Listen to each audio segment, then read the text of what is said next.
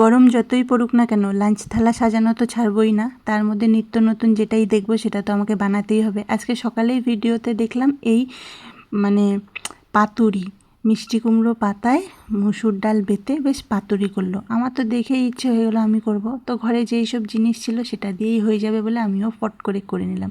তো এটা রেসিপি করা আছে, আমি তোমাদের সবাইকে শেয়ার করব। তো আজকে দুপুরের লাঞ্চে ছিল গরম ঝরঝরে ভাত, লেবু লঙ্কা আর এই মিষ্টি কুমড়ো পাতায় মুসুর ডাল দিয়ে পাতুরি। তারপরে ছিল মৌরলা মাছ আলু বেগুন দিয়ে একদম শুকনো শুকনো মাখা মাখা করে নিয়েছি, কেন সাথে ছিল আম দিয়ে টক ডাল। তো টক ডালটাই আজকে দিয়েছিলাম সর্ষে ফোড়ন, গন্ধটাও এত সুন্দর বেরিয়েছিল, খেতেও হয়েছিল দারুণ। তো দুপুরের খাওয়া দাওয়াটা কিন্তু অনেকক্ষণ আগেই হয়ে গেছে। খেয়ে দিয়ে না এখন কি হচ্ছে বন্ধুরা, সারাদিনে এত গরমের মধ্যে ঘেমে খাবারটা পেটে পড়লে আর কিচ্ছু ভালো লাগে না। তাই লাঞ্চ ভিডিওগুলো এখন আর আমার আগের মতন টাইমে শেয়ার হচ্ছে না, অনেকটাই দেরি হয়ে যাচ্ছে।